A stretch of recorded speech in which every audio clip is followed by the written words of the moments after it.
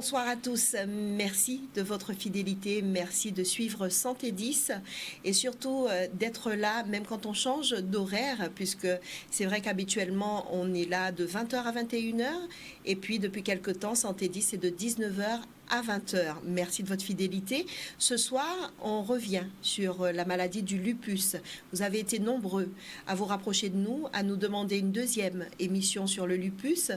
Vous avez même précisé de quel côté vous voulez, quelles sont les informations en tout cas qui vous manquaient par rapport à la première émission. On va essayer au mieux de répondre à vos interrogations. Vous allez pouvoir, comme à l'accoutumée, nous appeler au 05 90 96 10 10. Vous pouvez aussi laisser vos questions sur le Facebook Santé 10. Vous savez déjà que Milly, notre collaboratrice, sera là pour s'occuper de vous.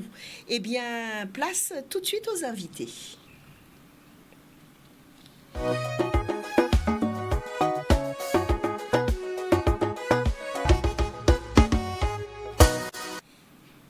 Et nous avons la chance et le privilège d'avoir avec nous ce soir le docteur Rassan Elourimi. Est-ce que j'ai bien prononcé, docteur?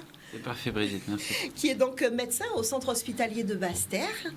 Il y a beaucoup de spécialités, mais en fait, est-ce que j'aurais su tout dire? Je ne sais pas. Si vous deviez présenter un petit peu le docteur que vous êtes, le médecin que vous êtes, qu'est-ce que vous auriez rajouté à ce que je viens de dire? Alors, tout simplement, je suis juste spécialiste en médecine interne. C'est la spécialité qui s'occupe des maladies auto-immunes, des maladies rares, des maladies orphelines. Et donc c'est une spécialité qui en France depuis très longtemps, qui s'occupe des cas complexes, des diagnostics difficiles, et puis qui est en interaction avec beaucoup d'autres spécialités en fonction des cas. Et on a une autre facette à l'hôpital, on s'occupe de la médecine polyvalente, de tous les malades hospitalisés qui arrivent aux urgences, c'est les grands services de médecine, on va avoir différents cas. Donc c'est une spécialité très intéressante. Merci à vous, docteur, de nous honorer de votre présence.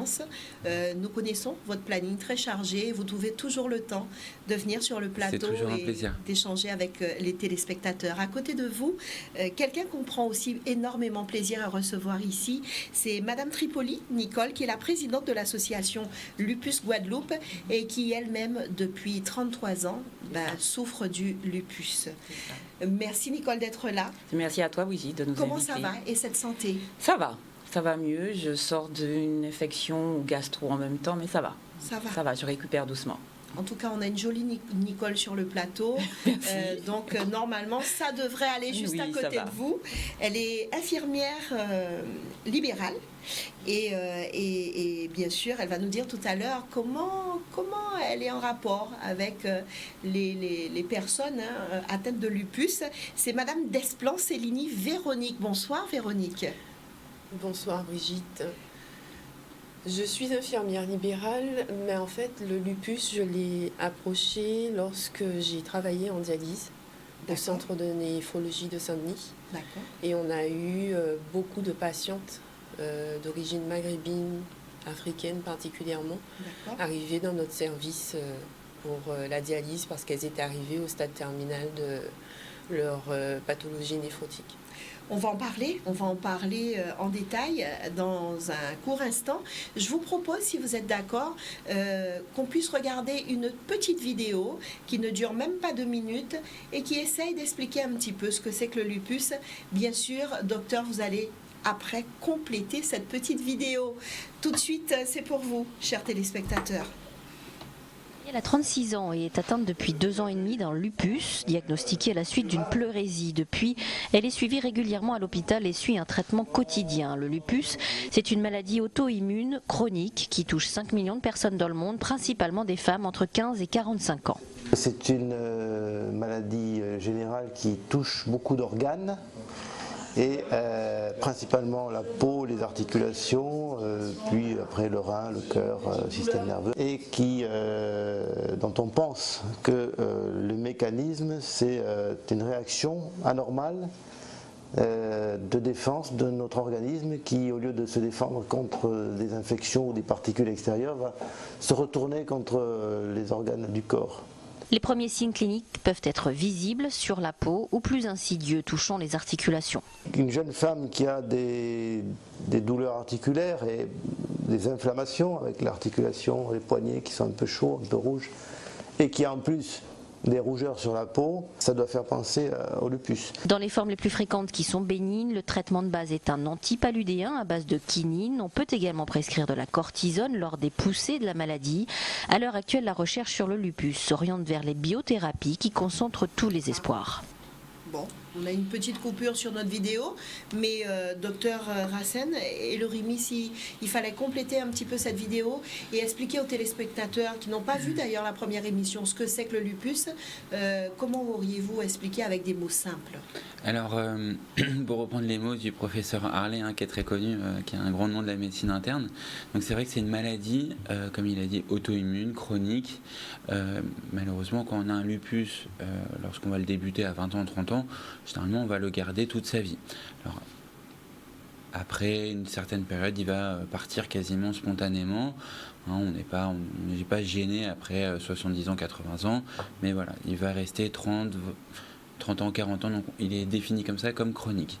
Après, c'est une maladie auto-immune parce que, effectivement, c'est nos propres défenses immunitaires qui, en sécrétant des anticorps, qui sont normalement dirigés pour rejeter toute agression extérieure, que ce soit un virus, une bactérie, que ce soit un corps étranger, on va reconnaître cette molécule comme étrangère et on va l'agresser avec ces anticorps et puis après on va l'éliminer du corps.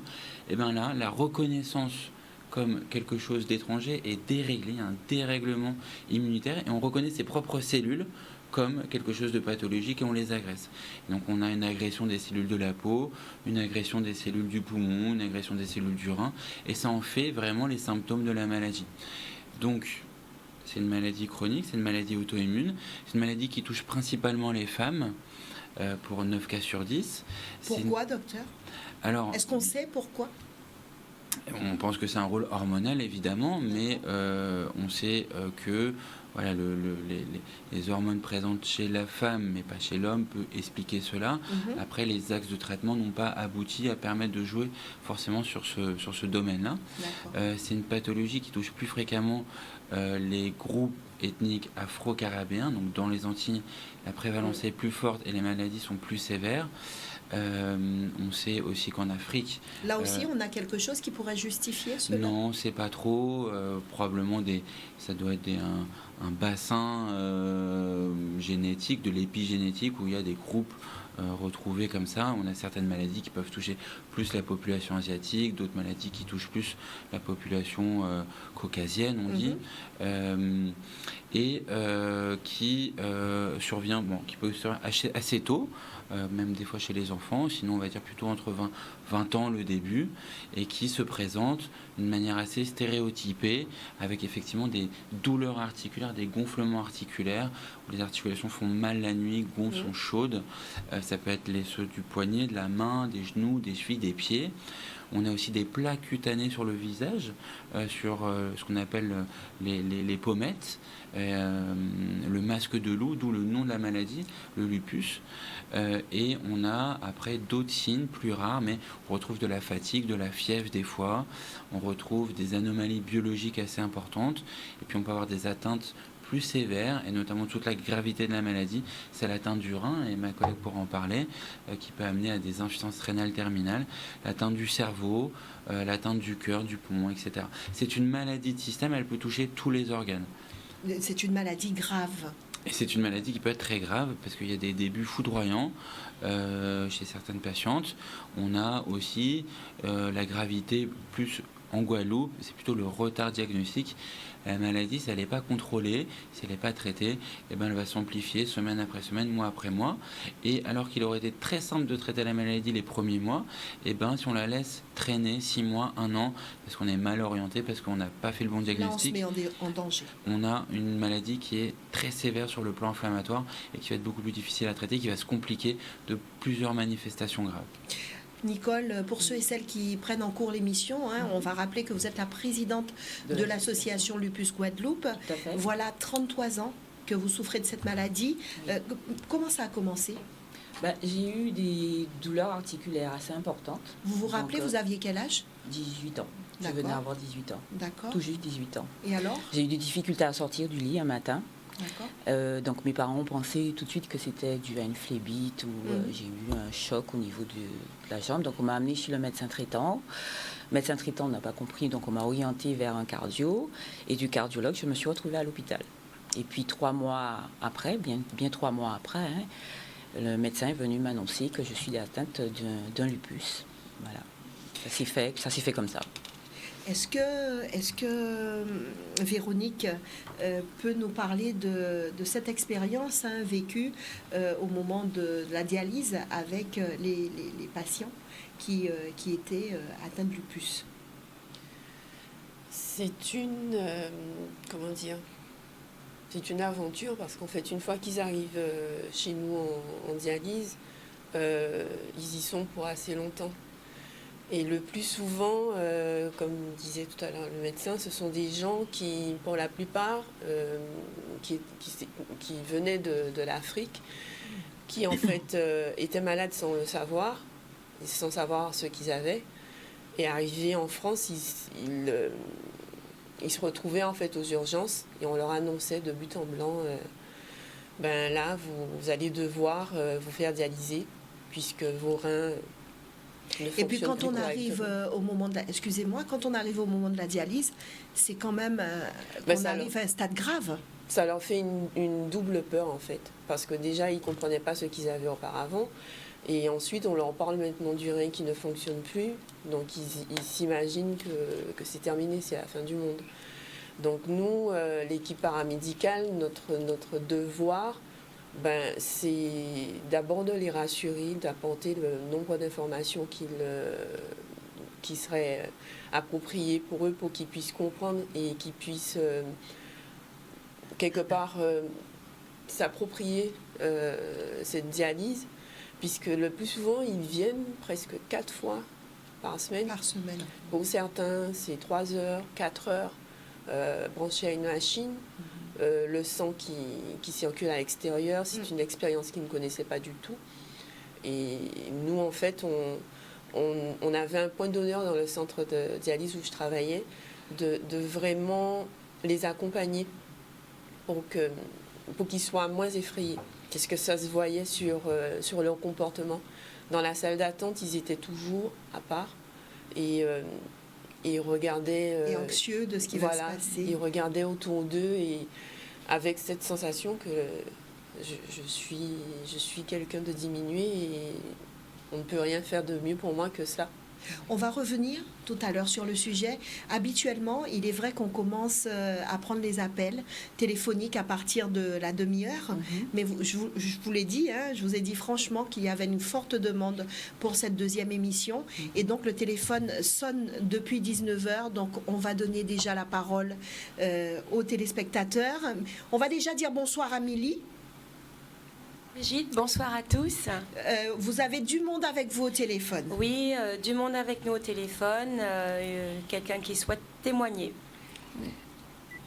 Allô, bonsoir. Allô? Allô? Oui, bonsoir, madame. Oui, bonsoir. Votre prénom? Alors, mon prénom, c'est Stéphanie. Stéphanie, vous nous appelez de quelle commune? De Sainte-Anne. De Sainte-Anne. On vous écoute attentivement, Stéphanie. Oui, bonsoir. Eh bien, écoutez, moi, j'ai pris soin, mais grâce à Nicole, j'ai pu découvrir beaucoup de facettes de la maladie que je ne connaissais pas. Je la remercie infiniment. Elle aussi en a communiqué. Je ne pouvais pas être présente, mais je suis présente, donc, comme vous le voyez, donc, par téléphone. Moi, je suis atteinte depuis 2 ans, donc, par la maladie donc, du lupus, que je connais très peu. J'ai été prise en charge en métropole.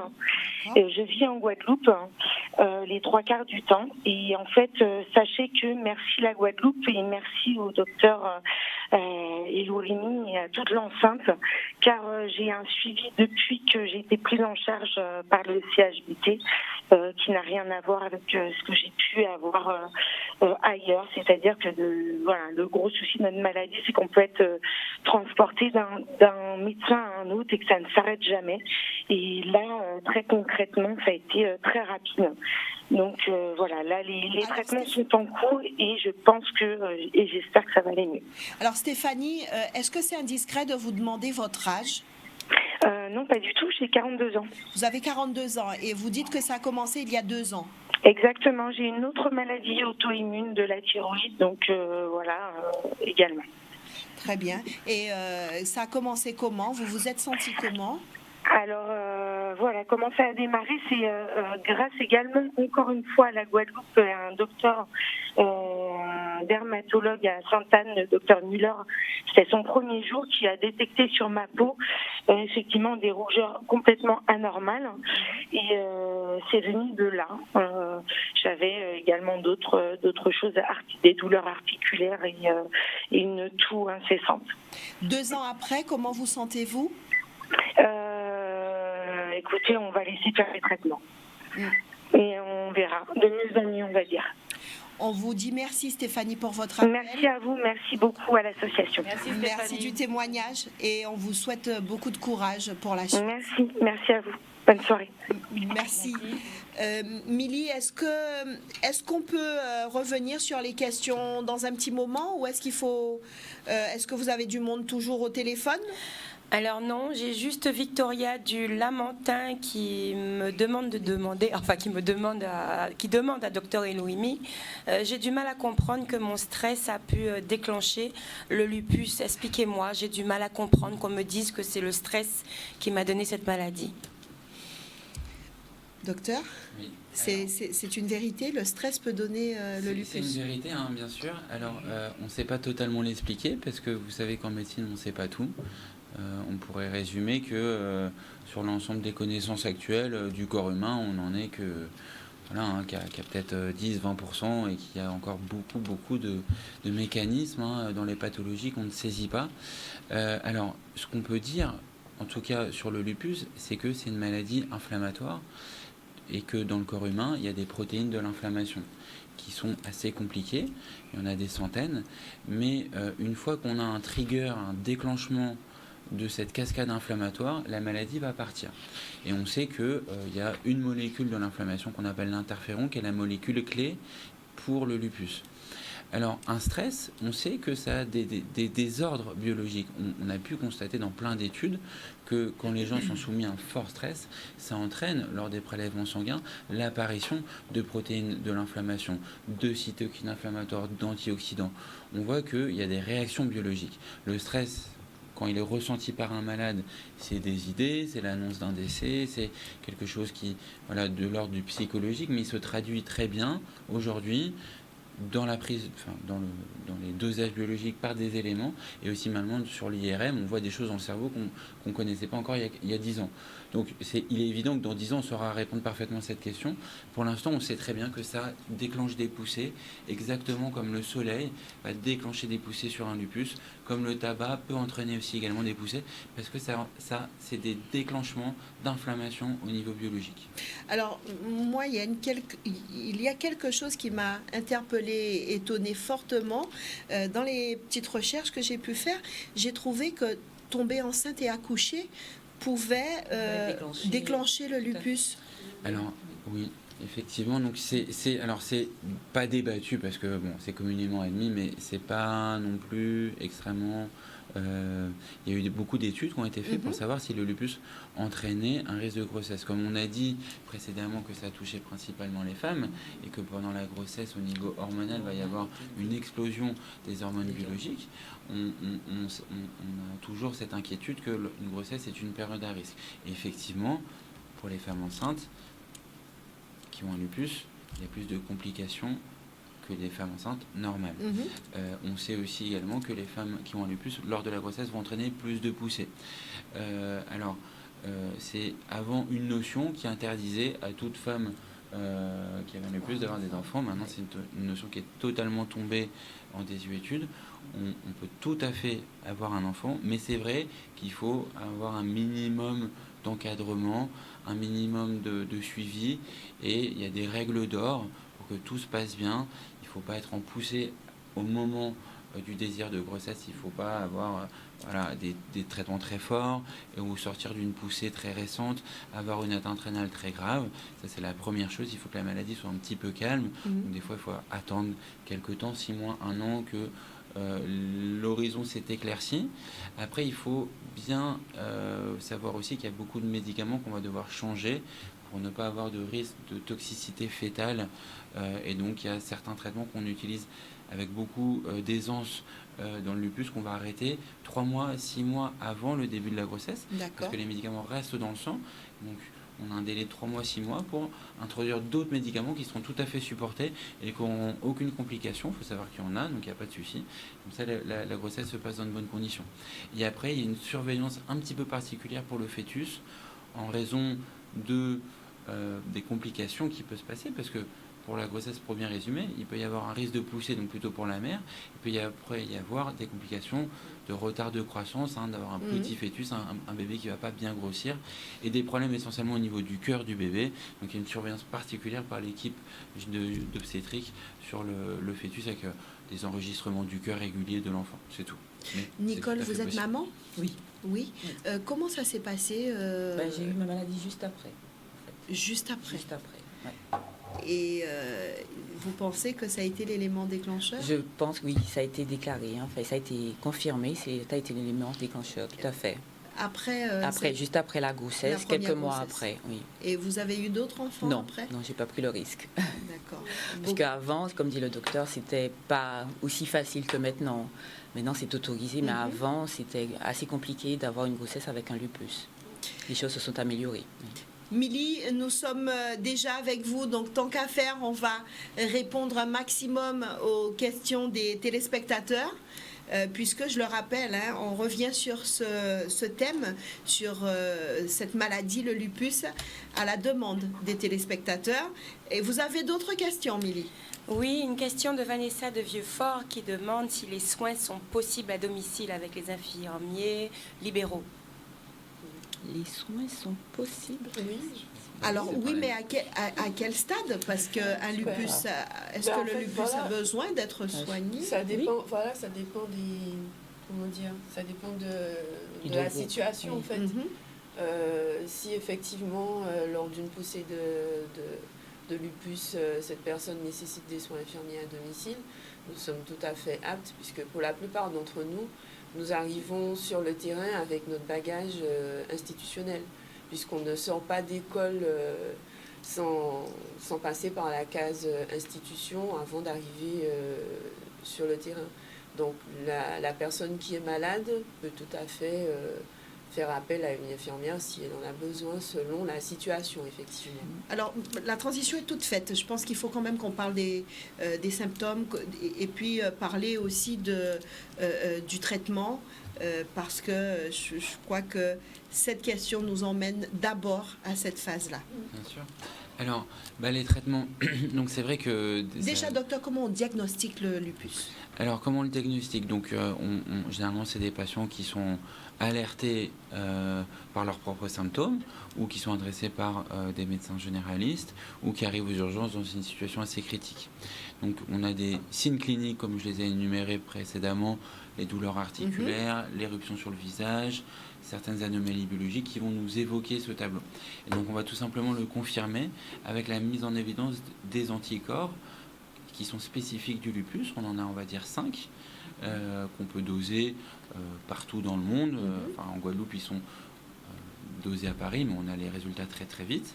Et puis, cet anticorps va prouver qu'on a un lupus. Alors, on peut des fois avoir la maladie lupique sans avoir les anticorps, c'est extrêmement rare, mais c'est tout à fait possible. Une fois qu'on a ce tableau clinique et biologique, et ça y est, on a la confirmation qu'on a un lupus et on va pouvoir démarrer très vite des traitements. Alors, il faut savoir que dans le lupus, on a, on va dire, 2 types de situations. On a un lupus plutôt cutanéo-articulaire avec une atteinte uniquement de la peau et des douleurs articulaires. C'est des patients qui sont fatigués, qui sont des fois très altérés par leur maladie, mais qui ne relèvent pas forcément d'une hospitalisation. Et on va devoir gérer en consultation, proposer des solutions de traitement pour éviter les poussées et maintenir surtout la qualité de vie du patient, l'insertion professionnelle. Voilà. Donc là, c'est un travail de consultation. Donc on a des traitements qui sont historiques et qui sont assez bien tolérés, qui sont le Plaquenil, que tous les patients lupiques connaissent, qui est un comprimé qu'on prend matin et soir et qui permet de contrôler les poussées, d'éviter l'apparition de nouvelles poussées. Et puis on va utiliser des faibles doses de corticoïdes, que les patients aussi connaissent très bien, et qui permet de gérer les symptômes. Et puis des fois la poussée va passer, au bout de plusieurs semaines, et on va revenir à une situation où on garde son traitement de fond, en attendant qu'une nouvelle poussée arrive. Et des fois, il faut juste bien être réactif. Dès qu'on sent les premiers signes, on reprend les corticoïdes pour 15 jours, 3 semaines, et on revient à la situation antérieure. Voilà, ça c'est un lupus on va dire, cutano-articulaire assez simple, géré en consultation. Et puis, des fois, il y a des malades plus compliqués et qui ont surtout des atteintes d'organes profonds, le rein, le cerveau, et qui, malheureusement, les traitements précédemment cités, les Plaquenil, les corticoïdes vont être utilisés, mais ne vont pas suffire à traiter la maladie, parce qu'en fait, on va les introduire, mais au bout de plusieurs semaines, la lésion sur le rein sera toujours là. Il faut un traitement beaucoup plus puissant, beaucoup plus fort, et que le patient puisse tolérer sur plusieurs années, clairement, et pour que la maladie soit vraiment freinée durablement. Et donc là, on a aussi aujourd'hui beaucoup de solutions thérapeutiques. On a ce qu'on appelle des traitements immunosuppresseurs. Alors, pour bien comprendre, comme la maladie est une maladie auto-immune, comme c'est les défenses immunitaires du malade qui se retournent contre lui-même et qui agressent ses propres cellules, on va baisser ses défenses immunitaires. Et pour faire ça, on va utiliser un traitement qui diminue la moelle, l'activité médulaire de production de globules blancs, de leucocytes, de l'activation de lymphocytaires. Je peux utiliser deux termes techniques, mais les immunosuppresseurs diminuent ce travail-là. Et donc on va les introduire, et c'est généralement assez efficace. Alors, on se retrouve dans une situation où on a un traitement qui est initialement très fort, pour vraiment freiner la maladie, et puis après on va revenir à une situation avec un traitement en comprimé pour de plusieurs années, et que le malade va gérer à son domicile, avec justement là, cette fois-ci, des équipes infirmières au domicile pour gérer.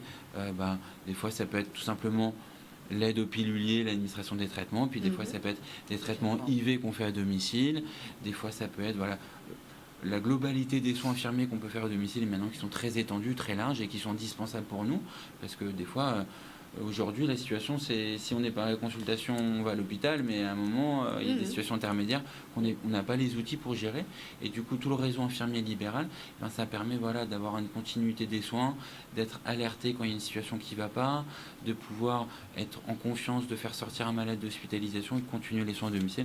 Donc maintenant, c'est devenu vraiment indispensable. Docteur, est-ce que, Madame Desplan-Céligny Véronique nous a parlé de la dialyse. Est-ce que quand on arrive à ce stade, c'est qu'on arrive à un stade grave du lupus? Alors, très paradoxalement, en fait, c'est un petit peu la situation inverse. Parce que on sait que d'expérience, on ne sait pas très bien pourquoi, les malades dialysés, généralement leur lupus va devenir très stable, quasiment disparaître. C'est l'effet un petit peu de la dialyse. Mais malheureusement, c'est beaucoup trop tard.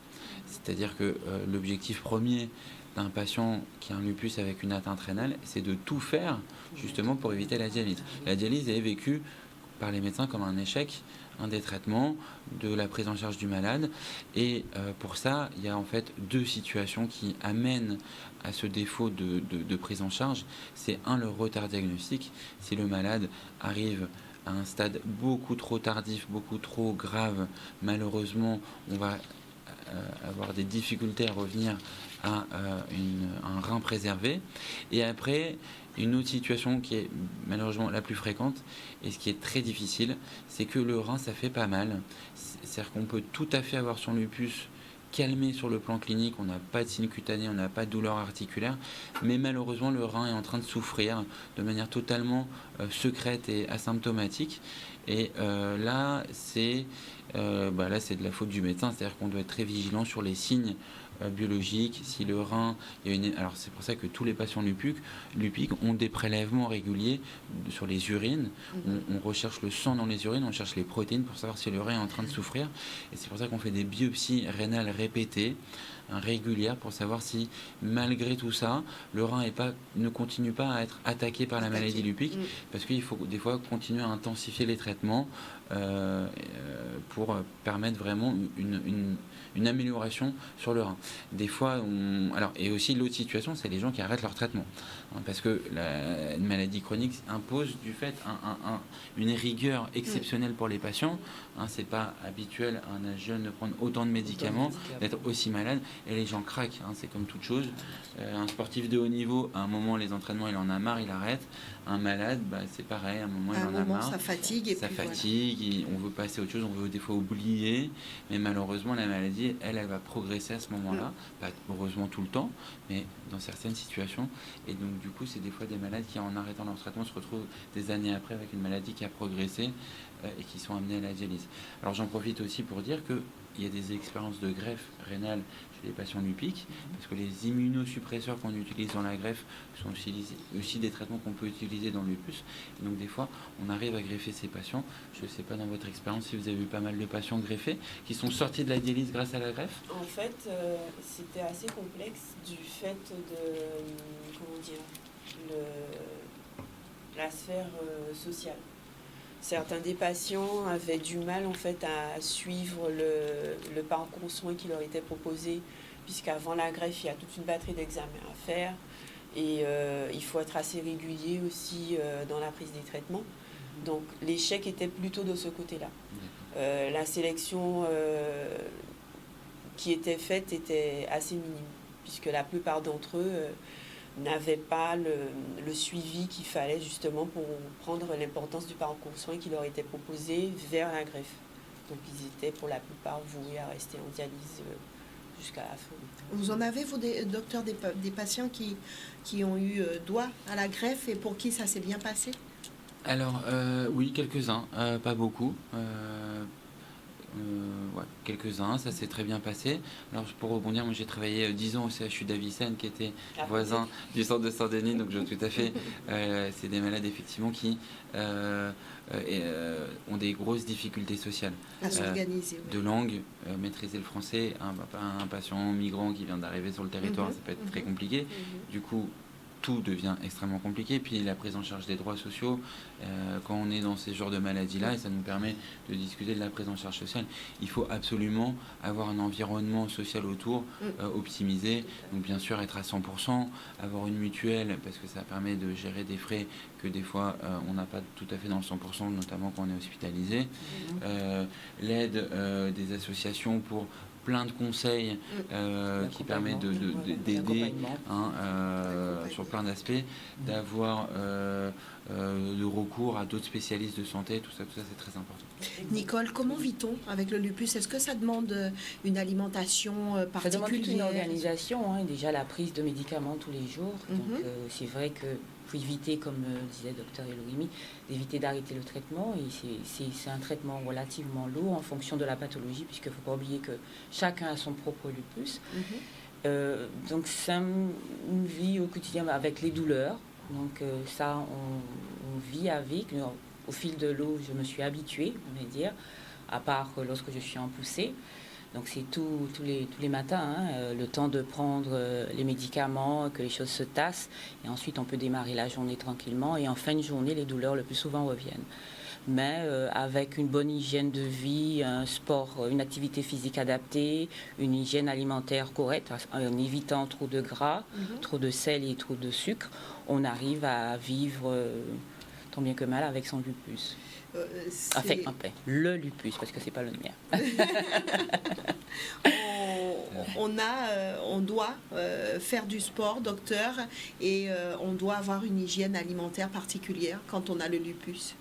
Alors, certainement, parce que c'est vrai que maintenant on est beaucoup porté sur les mesures complémentaires. On s'est rendu compte que donner des médicaments, ça permet de régler certains aspects de la maladie. mais ça ne permet pas de répondre à tout. Bien sûr que ce qu'arrive à faire un patient de son propre chef, oui. Pour sa santé, ça a un effet assez important. Alors, Nicole, tu évoquais le régime alimentaire. Alors, c'est vrai que c'est des patients qui ont des corticoïdes souvent, et donc il est déconseillé de manger trop de sucre et trop de sel. Alors, souvent, j'ai vu à l'excès aussi des patients qui faisaient des régimes trop sévères, bien qu'ils avaient des petites doses de corticoïdes, ce qui n'est pas forcément absolument indispensable. Mais on sait aussi que l'alimentation joue sur sa capacité à l'organisme sur le stress, sur la qualité de vie, sur la production de protéines inflammatoires. On sait qu'une alimentation qui est trop acide, qui est trop riche en viande, déclenche des poussées inflammatoires et va bien sûr être un bon lit de développement pour le lupus. Il est prouvé maintenant qu'une alimentation qui est plutôt riche en légumes, riche en vitamines, très saine, va permettre vraiment de gérer certains aspects. Donc ça, il est fortement recommandé. Également, et absolument éviter le tabac, qui va produire aussi ces mêmes protéines inflammatoires qui vont déclencher des poussées, éviter de s'exposer au soleil. Ça, on l'avait bien expliqué à la précédente émission, que c'est vraiment un trigger, un déclencheur très, très, très important. Alors ça permet aussi d'ouvrir maintenant aussi le débat un petit peu, ce qu'on peut proposer de manière alternative, parce que c'est vrai que c'est une question que nous posent beaucoup de patients. Qu'est-ce qu'ils peuvent faire d'eux-mêmes, qu'est-ce qu'ils peuvent faire un petit peu en se prenant en charge. Et donc maintenant, il y a beaucoup de recherches qui sont faites dans ce domaine-là. Alors moi, j'aimerais bien qu'on discute des possibilités, notamment sur des choses qui commencent à être bien connues, comme l'acupuncture, l'hypnose, le sport doux. Alors, le sport doux, ça veut dire des techniques, tai chi, yoga. Alors, on revient dans 2 petites minutes sur la médecine alternative. C'est super important. On va juste, puisque vous êtes nombreux, très nombreux à nous appeler au 05 90 96 10 10. Vous avez raison de laisser vos questions à Milly. C'est beaucoup plus facile et puis on vous met en attente moins longtemps. Milly, est-ce que vous pouvez avancer sur 2-3 questions et après on va revenir sur la médecine alternative? Alors, une question de Martine de Sainte-Anne qui a entendu parler de la substance CBD. Est-ce vraiment une ouverture sur une guérison avec ce médicament? Alors, tu veux répondre? Alors, les substances CBD, c'est donc des dérivés cannabinoïdes qui sont tout à fait légaux aujourd'hui. On peut trouver dans le commerce, dans tous les bureaux de tabac, qui sont, c'est-à-dire qu'on reprend la molécule non euphorisante du cannabis et on garde l'aspect relaxant, antalgique et mieux relaxant. Donc l'expérience des gens, alors là je ne parle pas des patients, mais des gens qui prennent ce genre de substance, ça permet effectivement d'avoir un petit effet apaisant sur le corps. Donc pourquoi pas? Je vous avoue, moi personnellement j'ai pas testé et mes patients non plus, mais je serais très heureux d'avoir des retours de personnes qui ont testé les deux. Ça doit être assez intéressant comme effet et en tout cas je vois pas de problème particulier à l'utiliser quand on a une maladie chronique. Milly? Autre question, ou plutôt Christiane Dumoul qui signale qu'une prise de conscience sur cette maladie doit être prise par le monde du travail.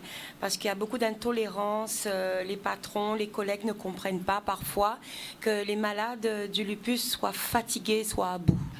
C'est vrai. Alors Nicole, vous êtes la présidente de l'association Lupus Guadeloupe. Vous entendez souvent cette problématique. Ça revient assez souvent. C'est pour ça que au sein de l'association, il y a beaucoup d'adhérents qui ne savaient pas qu'ils avaient la possibilité d'avoir une reconnaissance en tant que travailleurs handicapés au niveau de la maison départementale de l'handicap. Donc c'est pour ça que je conseille fortement ces personnes atteintes de la maladie du lupus de faire cette reconnaissance au niveau de la MDPH. Et il est vrai, je rejoins Christiane là-dessus, on a des difficultés à nous faire comprendre vis-à-vis de la maladie. C'est-à-dire qu'on a des fatigues inopinées qui nous prennent au courant de la journée. Et c'est difficile d'expliquer à notre entourage cette fatigue inexpliquée. Et pourtant, on était bien à peine 5 minutes, qui est tout de suite qu'on se retrouve dans l'incapacité de faire une simple tâche. La fatigue tombe carrément sur se l'organise et il nous faut, pour ma part, ça m'arrive assez fréquemment, il me faut pratiquement 15 à 20 minutes de repos. Au calme, je m'assois tranquillement et vous ensuite. Travaillez, Nicole? Oui, je travaille. Et comment vous le vivez au Alors, travail? j'ai pas de difficulté au niveau de mon travail, puisque dès le départ, j'ai communiqué sur ma maladie avec ma reconnaissance au niveau de la MDPH. Ils savent que pertinemment, au moins une fois par mois, je dois m'absenter pour mes analyses, mes déplacements aussi pour mes soins. Donc, non, je n'ai aucune difficulté par rapport à ça. Là aussi, docteur, le médecin joue un rôle? Alors bien sûr, Oui. il peut être à l'origine de la demande de certificat MDPH. Donc c'est un formulaire, ça peut être le médecin généraliste ou le médecin spécialiste. Il ne faut pas forcément avoir un handicap lourd pour avoir ce statut. Même avec un handicap léger et même juste avec le statut de malade, ça permet d'avoir cette reconnaissance, d'avoir cette carte, et ça permet peut-être d'arrondir certains angles avec son milieu professionnel en disant écoutez, moi vous le voyez peut-être pas, mais j'ai ce statut-là, donc voilà, soyez compréhensifs quand un jour je dois poser un arrêt parce que effectivement, moi tous mes patients ils me le disent, des fois on a du mal à se lever pour aller travailler, une journée, la journée d'après ça va aller, et pourtant on n'est pas en poussée, pourtant on n'est pas dans une phase où on a une poussée importante, parce que quand on a une phase de poussée importante, on va avoir un arrêt de travail de 15 jours, 20 jours, et des fois ça permet d'arrondir les angles, des fois d'avoir quelques heures de retard, ou des fois de partir plus tôt, ça peut aider pour ça, tout à fait. Une question, Milly, et puis ensuite on va revenir sur la médecine alternative. Alors, c'est Marc du Gosier qui dit qu'il aime la mer et faire du bateau, et son généraliste veut qu'il arrête carrément. Qu'en pensez-vous? Il y a le souci du soleil. Le souci du soleil, peut-être? Oui, J'ai pas le droit peut-être de faire de pub, mais on a quand même un grand magasin de sport en Guadeloupe qui propose une multitude de produits qui bloquent les UV. Donc il suffit d'acheter un bob qui à 5 de bien se protéger en fait. De bien se protéger. Un avec chapeau qui filtre tout, de la crème 50 qui est remboursée par la sécurité sociale. Oui. Et là je vous avoue que c'est une patiente, je la remercie, qui m'a appris ça il y a 2 mois en consultation, qui m'a dit mais si docteur, c'est remboursé, vous avez le droit. Je ne savais pas, parce que c'était en discussion encore pas si longtemps. Donc ça y est, c'est remboursé. Et puis des t-shirts Lycra qu'on utilise pour les activités nautiques qui bloquent les UV. Donc on peut tout à fait passer une journée à l'extérieur, bien protégé, c'est tout. Milly? Voilà, donc la dernière question, c'est une dame qui dit qu'elle a vraiment peur que que sa fille attrape le lupus aussi, parce qu'elle a eu un lupus très tard et elle se demande, et sa fille vit avec ce stress tous les jours. Est-ce que c'est héréditaire? Non. Il y a une partie génétique, oui. Mais hérédité, pas forcément. Pas forcément. Voilà, On va dire qu'il y a un terrain qui permet de retrouver dans des familles plusieurs cas de lupus, mais c'est pas du tout une maladie génétique qui se transmet dans 100% des cas ou dans 50% des cas en fonction de l'aspect génétique du père et tout. C'est-à-dire qu'on a un risque de peut-être 5% de transmettre, et encore. Donc, sa fille peut être totalement rassurée. Elle a un petit peu plus de risque de la population générale d'avoir le lupus, mais c'est pas du tout une certitude. Merci Milly, merci beaucoup. On va revenir, docteur, sur la médecine alternative, puisque on avait commencé à en parler et c'est super important. Alors, c'est vrai que c'est un sujet qui est d'actualité, parce que on sent bien que maintenant on veut vraiment développer cet aspect-là, en plus de la traditionnelle consultation qu'on fait, de l'ordonnance qu'on donne, des patients qui connaissent ce refrain sur des années et des années, on sent qu'il y a des possibilités à faire en plus. Alors, ce qu'il faut comprendre, c'est que dans la physiopathologie d'une maladie chronique et d'une douleur chronique, le cerveau fait ce qu'on appelle une sorte de remodelage. C'est-à-dire qu'on est tellement habitué à avoir une douleur, on sait exactement où elle va arriver, que le cerveau, à force d'avoir cette douleur, va l'amplifier. Il va recruter des neurones dans la zone du cerveau où on a cette information neurologique synoviale ou de recrutement de douleur. Elle peut être amplifiée, elle peut être appréhendée, et même avant qu'elle arrive, on peut déjà avoir des sensations, et elle va être amplifiée. Donc certaines thérapies vont pouvoir arrêter un petit peu ce cycle. Alors c'est le cas de l'acupuncture, qui peut, par des moyens non médicamenteux, jouer sur les zones réflexogènes, jouer sur cette un peu anesthésie des centres douloureux, donc ça peut être super intéressant. J'ai pas d'expérience personnelle à recommander là-dedans. Je vais commencer à développer ça en Guadeloupe, parce que je sais que maintenant il y a des spécialistes de ce domaine-là ici. Donc je pense que ça peut être très intéressant, en plus des thérapeutiques conventionnelles, de développer ça. Il y a aussi l'hypnose. Alors l'hypnose va jouer notamment sur l'acceptation de la maladie, le stress qu'elle engendre, l'appréhension des douleurs, l'effet de relaxation que ça peut produire. Il suffit des fois de quelques séances.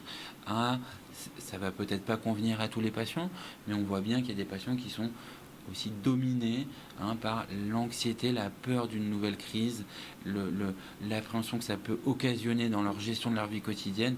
Mais si j'ai une nouvelle crise, comment je vais pouvoir gérer mon travail, mes enfants, mon mari, ma famille en plus. Donc des fois c'est source, c'est normal d'appréhension. Et donc l'hypnose peut amener des solutions en créant des zones de confort, des zones de reprise de confiance, travailler sur vraiment aussi cette perception de la douleur.